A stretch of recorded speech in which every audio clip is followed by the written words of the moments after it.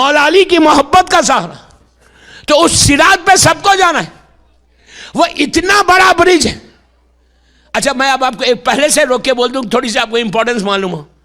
اب آپ بولیں گے یار یہ مولوی تو بولتا ہی ہے, ڈراتا ہی ہے. بدنام ہوں نا ڈرانے والا. ڈراتا میں نہیں ہوں, اللہ ڈراتا ہے. آج جس امام کی ولادت ہے نا, شہادت ہے نا, اس امام کی آج میں ایک دعا بتاؤں گا آپ کو. وہ دعا گھروں پہ جا کے دیکھنا یا یہیں گوگل کر کے دیکھ لینا. وہ دعا دیکھنا, اس کے بعد آپ مجھے بولنا کہ یہ صحیح بولا یا غلط بولا. کوئی شوق نہیں ہے. اللہ نے پہلا میسج کیا دیا؟ یہ جو بولتے ہیں نا ڈراتا ڈراتا, پہلا پیغام کیا تھا اللہ کا رسول کو؟ میرے حبیب جا کے ڈراؤ.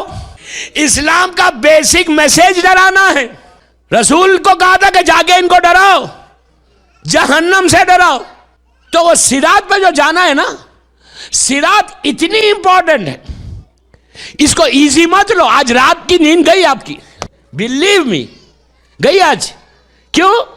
اتنا امپورٹنٹ ہے صراط کہ جب آپ لٹاتے نا یا قبرستان میں سب جاتے ہوں گے, اللہ سب کو سلامت رکھے.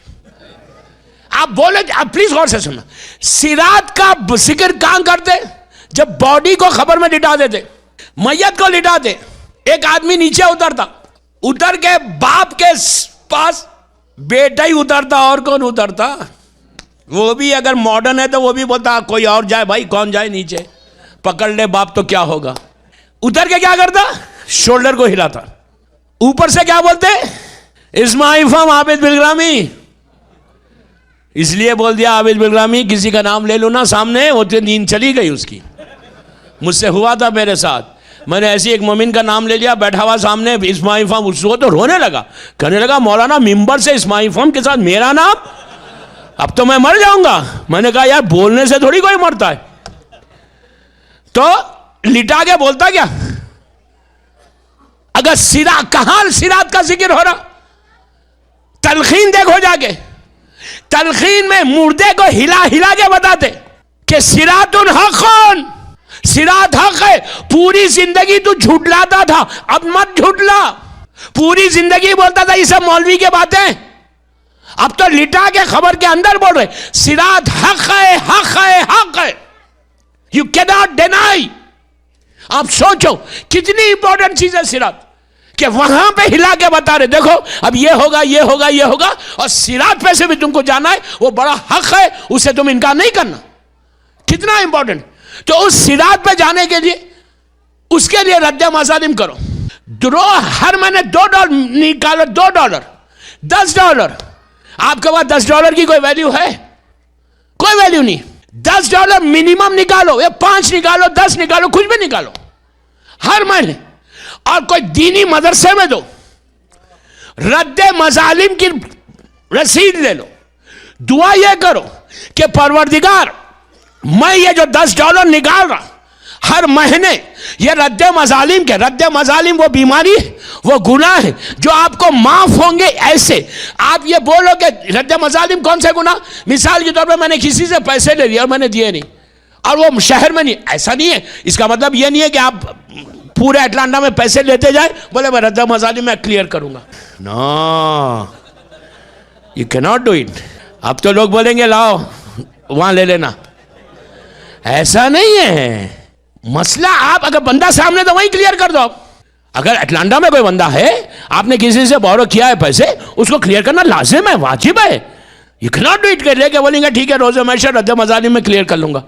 ایسا نہیں ہے. مطلب کیا ہے کہ مثال کے طور پہ آپ نے اٹلانٹا میں کسی سے لیا پیسے, مسلمان سے, کسی سے بھی, آپ نے کہا میں بورو دو کر رہا ہوں, میں تم کو دے دوں گا, یا وہ بندہ مر گیا آپ نہیں دے سکے, ان کی اولاد کو دے لے جا کے, اگر وہاں پہ بھی نہیں, وہ بندہ اٹلانٹا سے چلا گیا, آپ سے کوئی کانٹیکٹ میں نہیں ہے. مطلب 1000 چیزیں ایسے آ سکتے کہ آپ کانٹیکٹ میں نہیں, کسی سے آپ نے بک لے لی, بھول گئے, یہ بھی آپ کو واپس کرنا. پتہ نہیں وہ بک ایک بس بن کے آ جائے گی نیچے, پتہ نہیں کیا بن کے آ جائے گی, کوئی سانگ بن کے آ جائے. کسی سے آپ نے پین لیا, آپ نے دیا نہیں. ہماری زندگی میں 1000 چیزیں ایسے آتی ہیں, آفس میں, ادھر ادھر. وہ اگر سامنے ہے تو دے دو, نہیں ہے تو یہ رد مظالم میں جائے گا. پہلے کلیئر کرنا لازم ہے, یہیں کہیں کلیئر کرنا. تو رد مظالم ہر مہینے $5 یا $10 نکالو. نکال کے دینی مدرسے میں انڈیا میں جام بھیجتے آپ احمد آباد میں بامبے میں جام بھیجنا ہے بھیجو، وہ میں نہیں بتا رہا کام بھیجنا ہے، بھیجو اور نیت یہ کرو کہ یہ رد مظالم کے پیسے. کیوں؟ اگر یہ ادا نہیں کیا کرو گے تو روز محشر ڈے آف ججمنٹ میں تم کو صراط پہ پکڑا جائے گا، اور صراط پہ بھی ایسے موقع پہ پکڑا جائے گا کہ جب تم جا رہے اور نیچے جہنم ہے.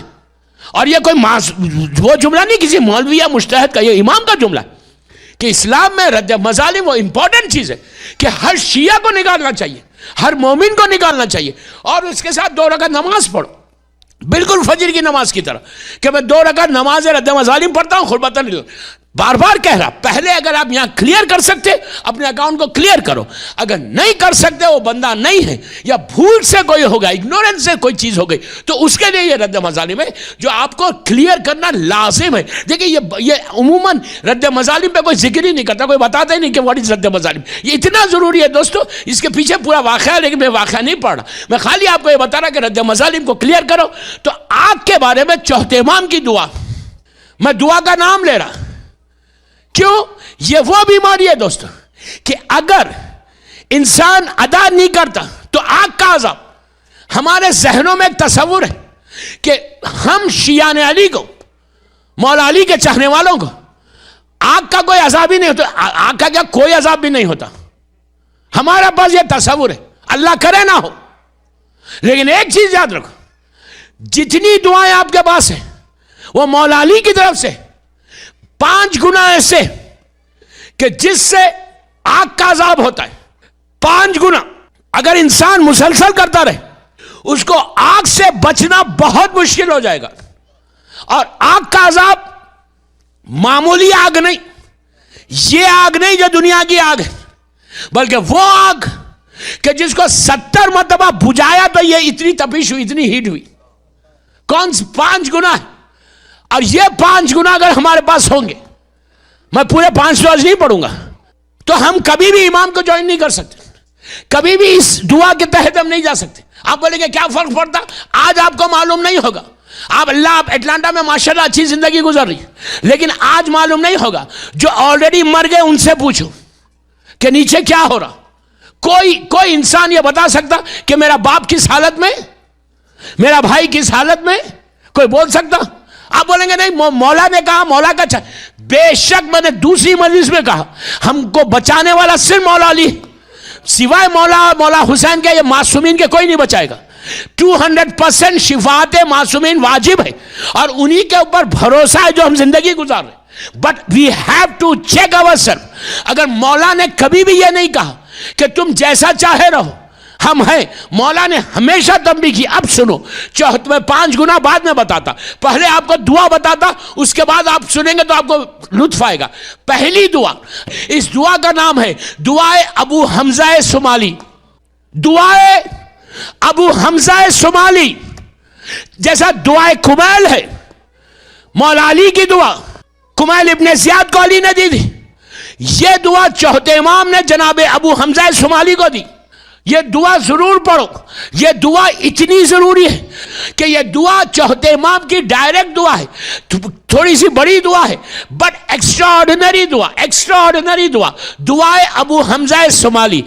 اس میں چوتھے امام بول رہے کہ میں نہیں بول رہا، اب جا کے ترجمہ دیکھ لینا، میں امام کے ورڈ جیسا دعائے کمیل میں مولا نے بولا اسی انداز سے دعائے ابو حمزہ سمالی میں امام بولتا کہ پروردگار جب میں خبر کے اندر جاؤں گا اور فرشتے مجھ سے سوال کریں گے تو یہ میرا کمزور جسم یہ کیسے جواب دے گا.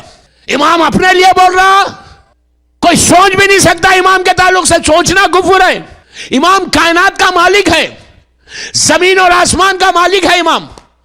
امام اللہ کی حجت ہے، ان کے صدقے میں عالمین خلق ہوئے.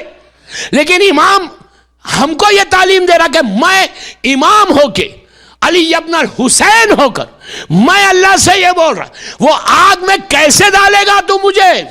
آگ کا ذکر آج کتنی آسانی کے ساتھ، بڑے آسانی ایزی لے کے بولتے یہ سب بکواس ہے، کوئی آگ واگ نہیں، کتنی آسانی سے بول رہے. رمضان میں آپ نے یہاں پہ بھی، میں جب آیا تھا آپ نے پڑھی مشہور دعا جوشن کبیر، جوشن کبیر میں پڑھی نہ، سب جگہ پڑھتے. یہ جوشن کبیر صرف شب قدر کی نہیں ہے، ہر پرابلم میں پڑھو. اللہ کے نام ہے، اس میں 100 دفعہ کیا بولتے ہیں آپ؟ سبحانک یا لا الہ الا انت الغوث. الغوث what does it mean؟ اس کا مطلب ہے forgive me, forgive me، معاف کر دے. ہم بول رہے اللہ کو الغوث، الغوث. کتنی مشہور دعا ہے کہ اللہ تو مجھے معاف کر دے، اللہ تو مجھے معاف کر دے. خلصنا من النار یا رب. نار کس کو بولتے؟ آگ. یہ میں بول رہا، مولا علی بول رہے، چوتھے امام بول رہے. چوتھے امام سے یہ دعا، ہزار اللہ کے نام ہے. اللہ تو آگ سے بچا. اگر آگ مولا چوتھے امام نے یہ دعا کوئی مسلمانوں کو نہیں دی، کوئی عام مسلمان مسجدوں میں یہ دعا نہیں پڑھتا. جوشن کبیر، جوشن کبیر صرف حسین کا آزادار پڑھتا، علی والا پڑھتا، ہر شیعہ پڑھتا، مرجع پڑھتا، آغا شیستانی، آغا بشیر نجفی. اللہ ہمارے مرجعوں کو سلامت رکھے، ان کا سایہ ہمارے سروں پہ قائم رکھے. دشمنان مرجعیت پر اللہ عذاب نازل کرے. آپ سوچو میں کیا بول رہا. ہمارا مرجع کہ الغوث، الغوث خلصنا من النار یا رب. کیا مطلب؟ کہ اللہ تو مجھے آگ سے بچا. اگر آگ نہیں ہے تو کس سے بچاؤ؟ چوتھے امام بول رہے. جب امام سے پوچھا گیا کہ مولا تڑپ کے رو رہے امام، اس لیے کہ آج امام کی تاریخ، امام کے بارے میں نہیں بولوں گا تو آج کی مجلس کا حق ادا نہیں ہوگا. آج کی رات کا جو حق ہے، امام سے پوچھا گیا، کہا مولا آپ حسین ابن علی کے بیٹے، غور سے سننا، حسین ابن علی کے بیٹے، علی اور بی بی فاطمہ کے پوتے، رسول کے فرزند، اور آپ ایسا روتے، اس طرح گریا کرتے. امام نے جواب کیا دیا جب انہوں نے کہا کہ آپ حسین ابن علی کے بیٹے، علی اور فاطمہ کے بیٹے، اور آپ اس طرح تڑپ کے روتے. تو امام نے پلٹ کے کہا، سنو، روز محشر کسی کی رشتہ داری کام نہیں آئے گی، عمل کام آئے گا.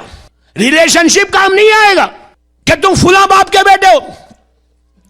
خدا نہ خواستہ امام اپنے لیے نہیں بول رہا، امام ہم کو میسج دے رہا کہ میں حسین ابن علی کا فرزند ہو کے، میں آج زمانے کا امام، اس دور کا امام زمانہ ہے، چوتھا امام، وہ امام اس طرح تڑپ رہا. پلیز اپنے آپ کو اس محرم میں کچھ چینج تو لاؤ، کچھ تو فکر کرو. یہ امام یہاں بول رہا خلصنا من النار. دوسرا آپ نے دیکھتے نماز جماعت میں ایک سورہ پڑھا جاتا، ربنا آتنا فی دنیا حسنہ وفی الآخرۃ حسنہ وقنا عذاب النار.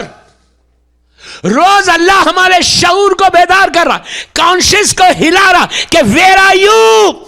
ایک آگ ہے، ایک آگ ہے، ایک آگ ہے، ایک آگ. مولا بول رہے. اس کے بعد دو رمضان میں پلیز میری خواہش ہے کہ رمضان میں یہ دو دعائیں ضرور پڑھنا، دعائے ابو حمزہ سمالی اور دعائے مجیر.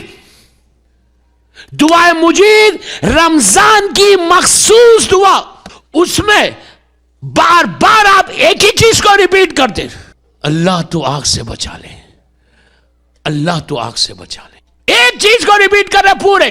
چوتھے امام دعائے مجیر، مخصوص دعائے رمضان کہ اللہ آگ آگ آگ آگ. کیوں بتایا جا رہا، کیوں اتنا سٹریس کیا جا رہا؟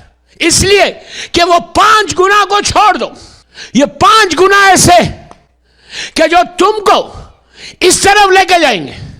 پہلا، جو نشہ کرتا، ڈرنکس اور ڈرگس، شراب پینے والا. یہی چوتھے امام کا جملہ میں یوتھ کا بول رہا ہے اٹلانٹا کے. چوتھے امام کا جملہ عابد بلرامی کا جملہ نہیں. میرا امام سید العابدین کہتے کہ اے میرے چاہنے والوں، اے میرے بابا کے عزاداروں، اے ہمارا ماتم کرنے والوں، اے ہمارا کلمہ پڑھنے والوں، یاد رکھنا یہ 3 گناہ کبھی نہیں کرنا. جب بھی کوئی چاہنے والا یہ گناہ کرتا ہے تو مجھے، ہم کو، امام کا جملہ، ہم کو یزید کا دربار یاد آ جاتا. میں کیا بولوں دوستو، کیا بولوں میں.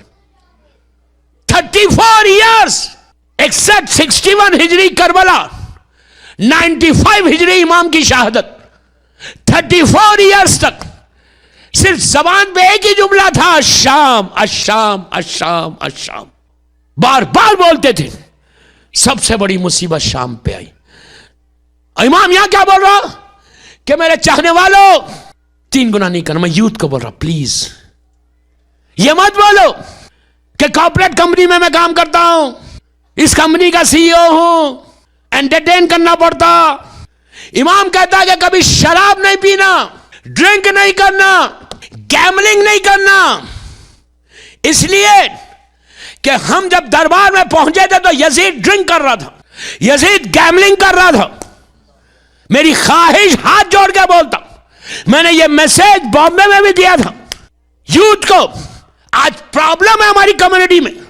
ہمارا یوتھ، لڑکے لڑکیاں، اٹلانٹا کی بات نہیں کر رہا میں، جنرل میسج دے رہا کہ اس ٹیبل پہ کھانا نہیں کھانا جہاں ڈرنک سب ہوتے. ایک ڈراپ بھی لینا حرام ہے. امام آج امام سے وعدہ کرو جس کی رات ہے، یہ سب سے بڑا عزادار، مظلوم ترین امام، وہ امام تڑپ کے بول رہا کہ میرے چاہنے والوں پلیز کبھی ڈرنک نہیں کرنا. اور ڈرگس وہی نشہ ہے. اتنا میں دوستوں میں انڈیا میں یوتھ پہ اتنا کامن ہو گیا آرام کے ساتھ، اور اس ملک میں آرام کے ساتھ چلو ایک دفعہ کر لیں گے. کہتے ہیں مولانا دنیا میں جو کچھ مزہ کرنا ہے کر لو، ایک ہی تو زندگی ہے، بار بار تھوڑی زندگی ملتی، تھوڑا انجوائے کر لو، زندگی ایک ہی ہے واپس نہیں آئے گی. جو یہ بولتا ہے زندگی ایک ہی وہ غلط ہے. شیعہ کی ایک زندگی ہے ہی نہیں، شیعہ کی 2 زندگی ہے. یہ بولو ہی مت کہ ایک زندگی ہے. یہ زندگی کو اچھا بناؤ تو آئندہ زندگی اور کمفورٹ کے ساتھ گزرے گی.